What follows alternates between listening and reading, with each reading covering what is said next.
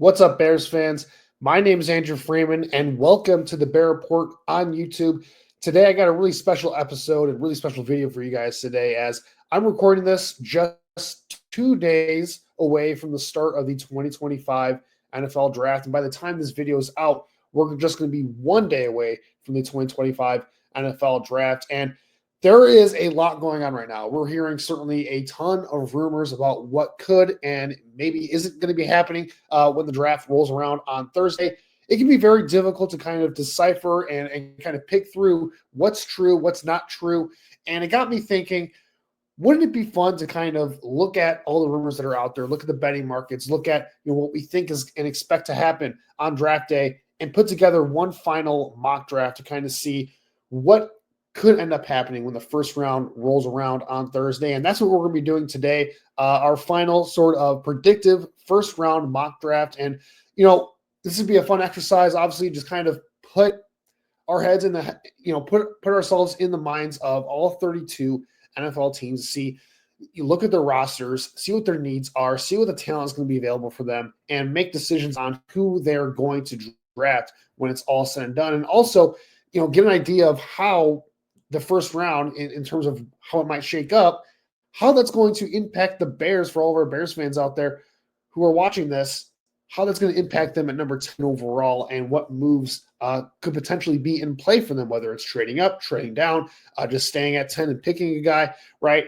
Everything's on the table in terms of this mock draft. So how this is going to work is, I'm going to be doing some trades in this, probably not a ton, but mostly just try to do the best as I can to put myself in the shoes of all 32 NFL teams and think about what I think they're going to do. Not necessarily what I would do if I was in the shoes of all 32 NFL teams, but what I think is going to end up happening when the first round rolls around on Thursday. So without further ado, let's just get right into it. Let's just have fun with this thing today. And as you can see right here, I am using PFF's mock draft simulator once again. And I'm just going to put myself in control of all 32 teams. We're just doing one round. There's no need to really adjust any of the sliders here. Let's just get right into it. And with the number one overall pick, I think these first three picks are pretty self-explanatory. At number one overall, you're going to get Cam Ward out of Miami to the Tennessee Titans. They're clearly taking quarterback here. This is not a secret. It's been an open secret, I guess, for the last few months that they're sold on Cam Ward. There's really not much to analyze here. They need a quarterback. Cam Ward is really the only first-round caliber quarterback to take this high in the draft in this year's draft, and they're going to take him here at number one. Number two overall, it's going to be Travis Hunter, I think, for the Cleveland Browns. There have been some talks about the Cleveland Browns and the New York Giants, which we'll get to in a minute here, of trading down. I don't think that's necessarily going to happen. This is really is a two-player draft, I think, in terms of blue chip game-changing talent this year, and that is Travis Hunter and the next pick here, Abdul Carter. Going back to Travis Hunter real quick, a lot of the talk's going to be on what position does he play. Is he a wide receiver? Is he a cornerback? For the Browns, they're in an interesting spot because they need both a wide receiver and cornerback help. I think Travis Hunter will primarily be a wide receiver for them. Maybe he'll play a little bit of cornerback when they get to some dime packages on certain downs, but they're going to primarily use him, I think, as a weapon on offense where, it really makes sense to pick up this high in the draft. And he's one of the few blue chip talents this year anyway. And then for Abdul Carter here, number three, it's really just about getting talent on your football team. If you're the Giants, yes, they have Kayvon Thibodeau on the roster, who they spent a high first-round pick a couple of years ago. They had Brian Burns, who they just traded a second-round pick for and gave a big contract last year. But, Kayvon Thibodeau's kind of been a disappointment for them. I wouldn't say he's been bad necessarily, but he hasn't really lived up to the hype as a first-round pick. Abdul Carter, he might be the best player in this draft. He's certainly the best player on my board. And I just think, you can move Kayvon Thibodeau and get a draft pick for him. You just got to get the best player available. I think if you're the Giants, you need star power on your team. Abdul Carter is a star, and he's going to provide an instant boost to that pass rush and make that defensive line one of the better pass rushes in the NFL with Dexter Lawrence there and Brian Burns and some of the other pieces they have. It's really going to upgrade that roster there in New York. And now that gets us to number 4 with the Patriots. This is where the draft really starts to get interesting. As I said before, we're past that point where It's kind of determined, I think, for the first 3 picks. I think Will Campbell, he's the top guy in terms of the betting markets right now. I think it's a pretty slam dunk pick here for the Patriots. They're going to pick him to play left tackle. I don't know if Will Campbell can play left tackle in the NFL, just based off of my evaluation of him. The length does show up as an issue for him on his tape, but regardless if he's left tackle or if he has to kick inside the guard, I think he's going to be a really good starter in the NFL for a very long time. You're the Patriots. You need to protect Drake May. You need to give him some offensive line help. You need to get some, just a foundational piece on that group to kind of build around.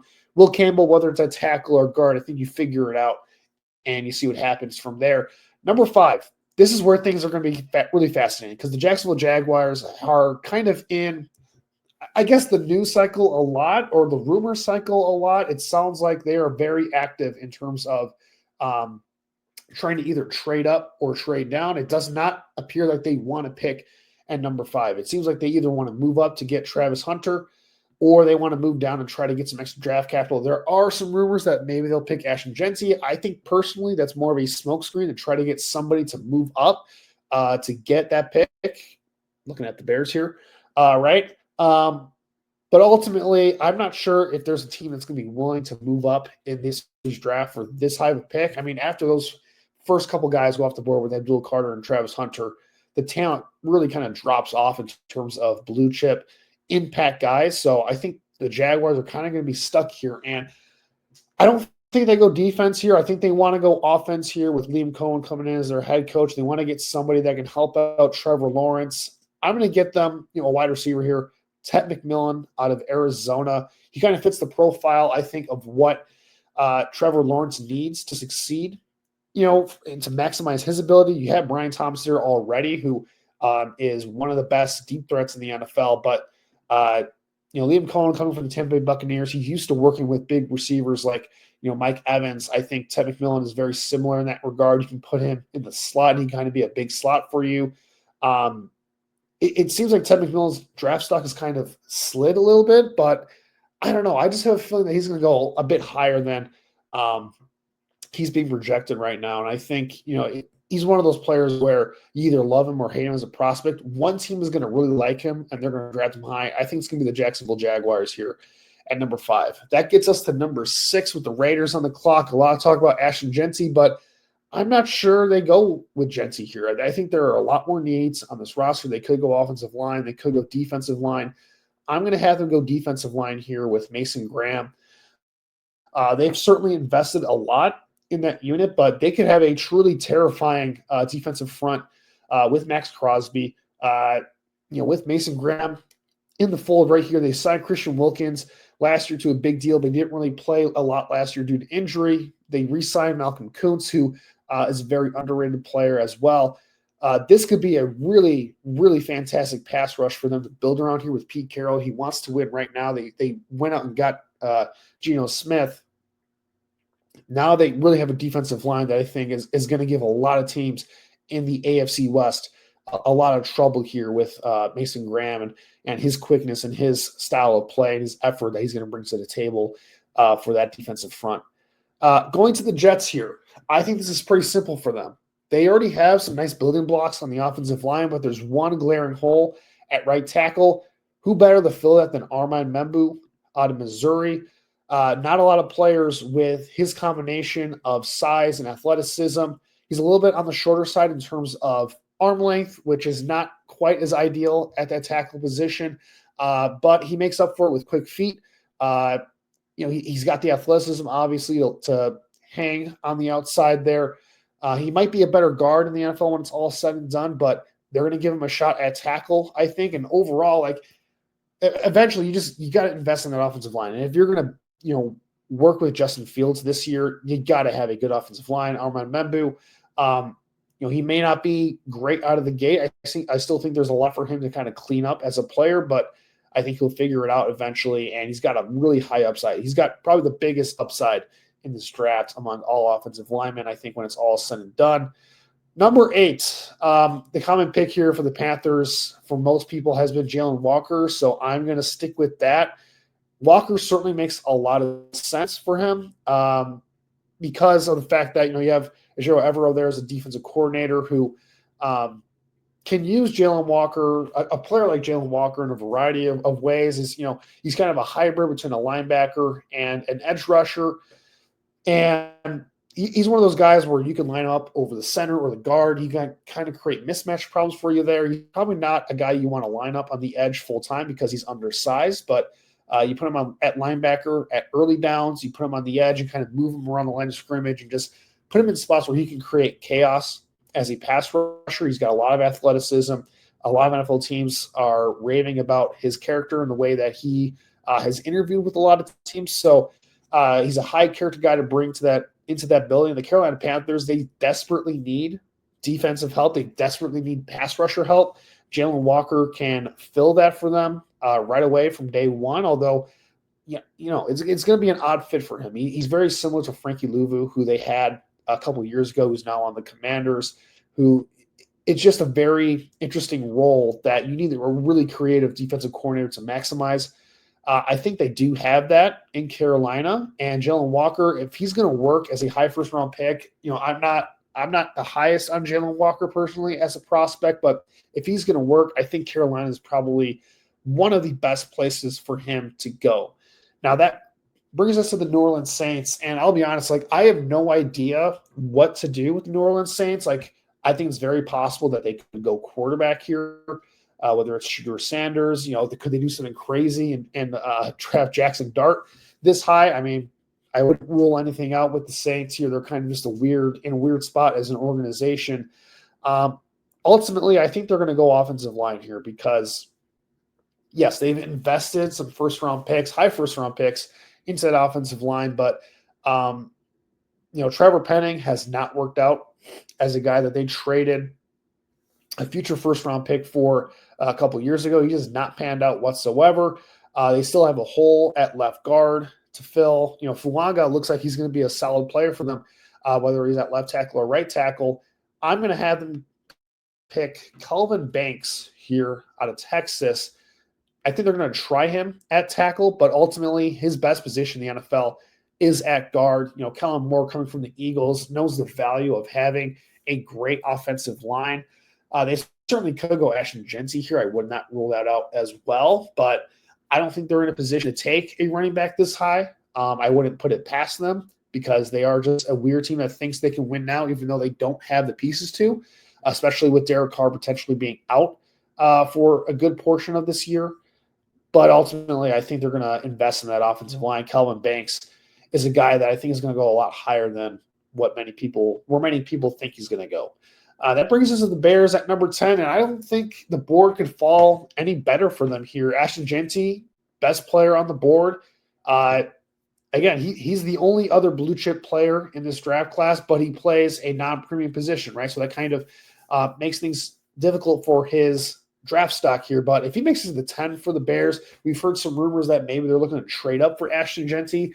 I think that would be a terrible idea personally, but if he falls to at number 10, he's the best player available. I think Ben Johnson is obviously in love with him as a prospect. You run to the podium and make that pick if you're the Bears, and that just seems like a slam dunk for them. He's going to right away be a day one, just huge difference maker in the run game and as a receiver out of the backfield for you. He's a true workhorse running back. He's got some of the best ability of any running back coming out of college in recent memory in terms of contact balance, in terms of the ability to accelerate after breaking tackles and make explosive plays in the open field. I mean, he's the full package. Maybe he's not the fastest guy or the biggest guy, but he's a compact runner. He's got very good vision. He can catch the ball out of the backfield. He's a true 3-down difference maker in the backfield. And regardless of positional value here for the Bears, I think, they need superstars talent on this team. Ashton Jeanty is a superstar who can make an impact right away for them on their offense. That gets us to the 49ers at 11. I think defensive line is the way for them to go here. They could invest in the offensive line, but with some of these guys coming off the board here, I'm not sure the value is necessarily there for the 49ers at this point. I think they're going to really fall in love with Walter Nolan out of Mississippi. Probably the most explosive defensive tackle and the most quick twitch defensive tackle in this year's draft. And you look at the way that the 49ers want to run their defense. They want to run a lot of stunts. They want to run a lot of games. They want defensive tackles that can get up the field and just cause chaos. There's not too many defensive tackles in this class better at that than Walter Nolan. That gets to the Cowboys at 12, and with Ashton Jeanty off the board, that kind of ruins things for them in terms of getting a running back this high. I think they want to add another weapon in the passing game to kind of help out CeeDee Lamb here and get them another guy that can make plays here, specifically a big play threat. Matthew Golden has been a guy who's been rising up draft boards in recent weeks, and I think he's the guy that the Cowboys are going to be targeting if Ashton Jeanty is off the board. Golden, a bit of an undersized guy, but adds more of an explosive element to their passing offense. Ran a 4.29 40 at the NFL scouting combine, so he's got speed. He's got the ability to make plays after the catch. Underrated in terms of his ability to make contested catches. Makes a lot of sense there, I think, for the Cowboys. Number 13 for the Dolphins. Man, this is a tough one. Do you go defensive line here? They could certainly use some interior help. They could use cornerback help.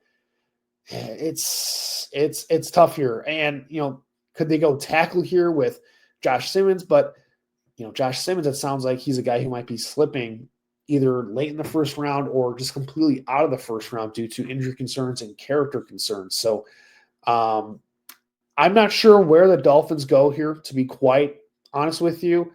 I think, and this is where I'll just do what I think they should do. And personally, with the fact that Terron Armstead, I think, has retired during this offseason, I think the best thing for them to do is to go with tackle here and invest in that tackle position.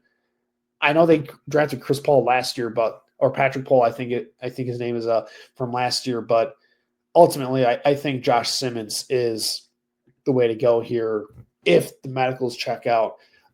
They need to solidify that offensive line. I know they haven't really invested in it very much over the past few years, but they need to figure that out. And Josh Simmons, he probably has the best tape out of any of the left tackles this year, but there are some question marks certainly for him for sure.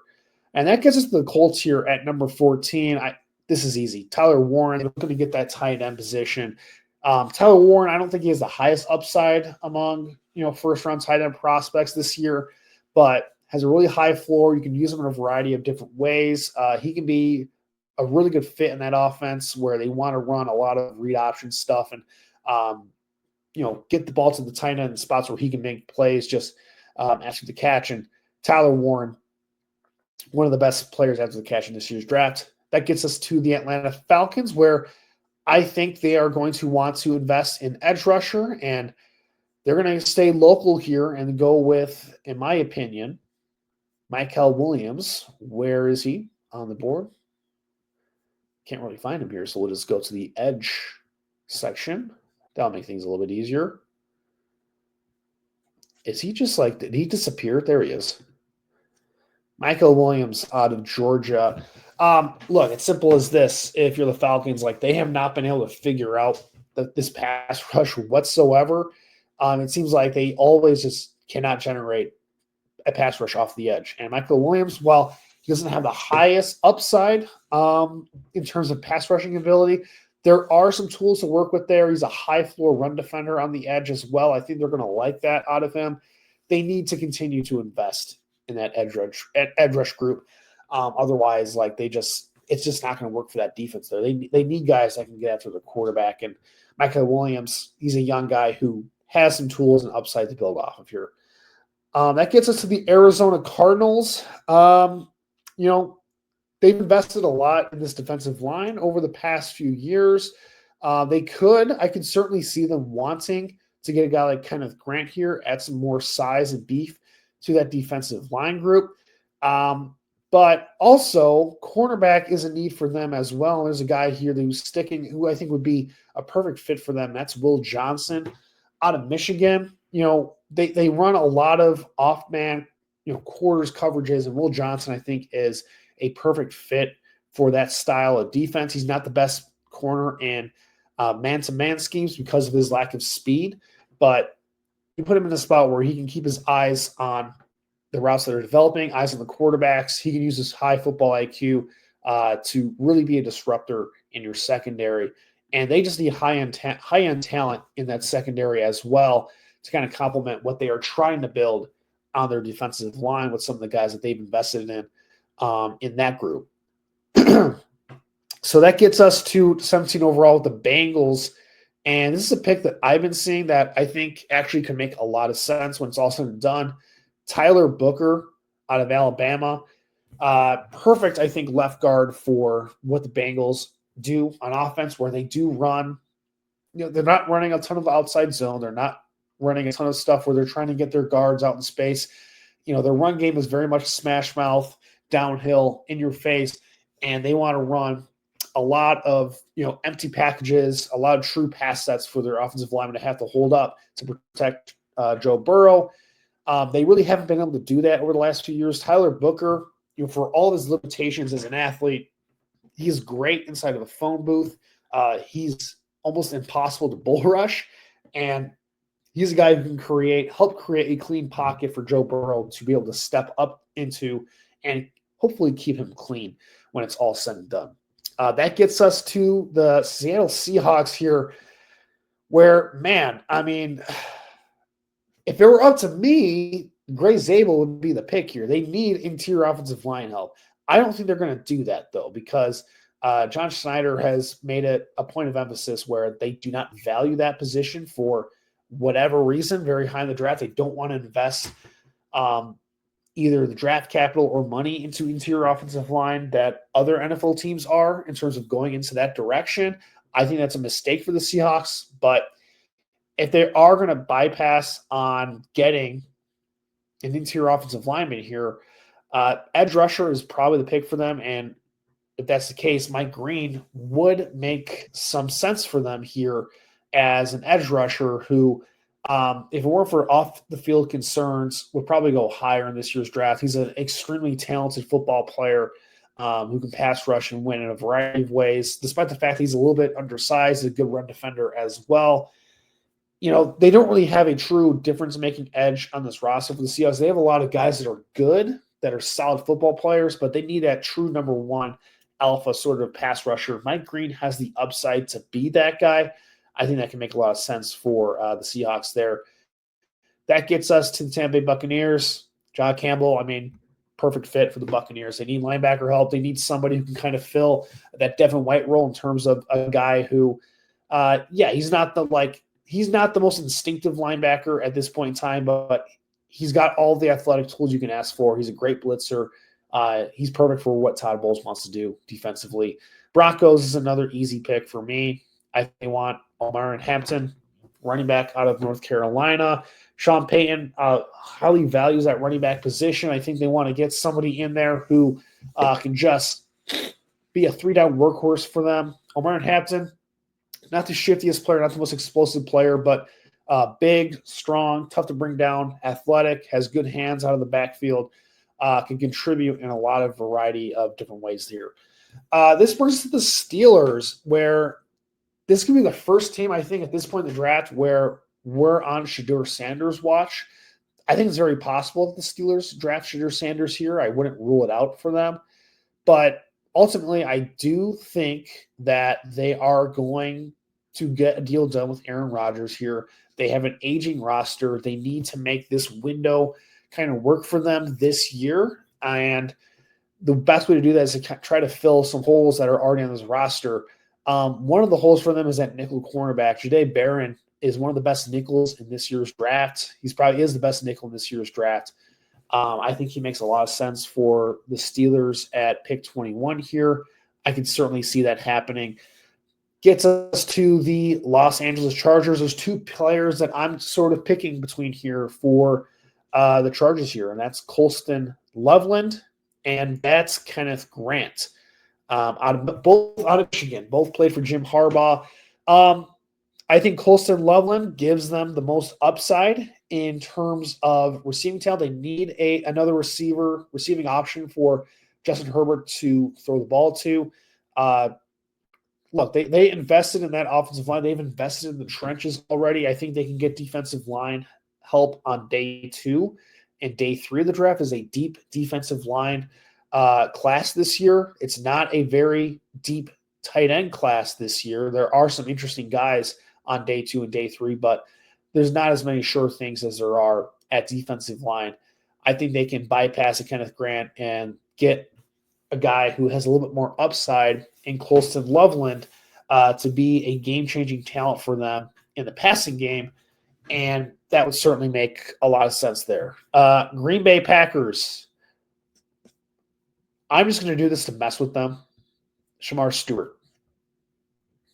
I don't know if that's going to happen for the Packers. I think it makes sense. Shamar Stewart is an athletic freak. He is everything you want in terms of having the physical tools to play edge rusher in the NFL, but he has no idea how to play football at this point in his career. He is all projection and upside at this point, and the Packers, they love football players that are big, strong, and athletic, and who test well and have a really high RAS score. So I'm going to give that to the Packers here. They need edge rusher help. I think that makes some sense for them.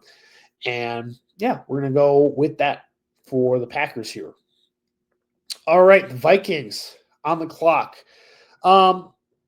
Some needs for them. I think they could use some defensive back help. I think they can use some offensive line help as well. But I think they're a team that's going to want to trade down. You look at their draft pick situation. Like, they traded a lot of draft picks last year to move up into last year's draft. And ultimately, I think there's going to be teams here who are going to be wanting to move up to get Shedeur Sanders when it's all said and done. And the team that I think is going to make the most sense to get a deal done is going to be the Cleveland Browns to reunite Shedeur Sanders with Travis Hunter. And I think in terms of the draft charts, what would make sense is the Cleveland Browns would have to give up a second and a third round pick this year. Maybe the Vikings give back a day 3 pick, just kind of even out the value without looking at the trade charts. I think that would make some sense. That would make sense in terms of the math there, in terms of how you compare the trade charts. So the Cleveland Browns are going to trade up here. They're going to get their guy at quarterback, and that is Shedeur Sanders, to pair him with Travis Hunter, reunite those guys from Colorado, move on from the Deshaun Watson era finally, and hopefully, put themselves in a better position moving forward here, where they can finally, I guess, just move on with their franchise. They've been stuck in purgatory ever since they made the deal to get Deshaun Watson, and it really just has not worked out for them. The Houston Texans at 25 overall.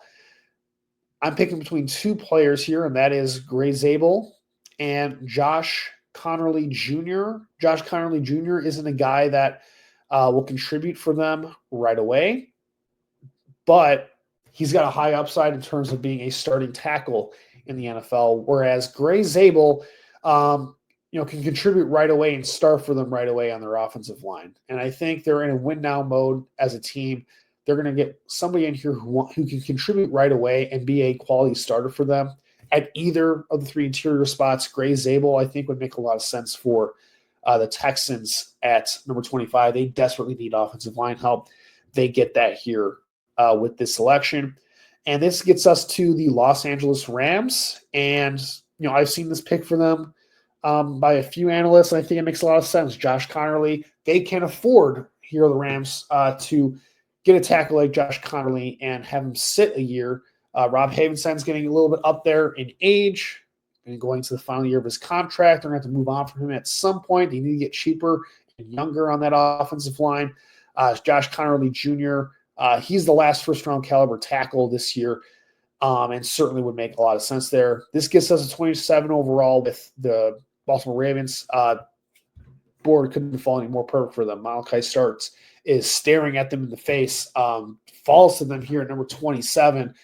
They need another safety there so that they can move Kyle Hamilton back to where he should be, playing that sort of slot nickel sort of role for them in their defense.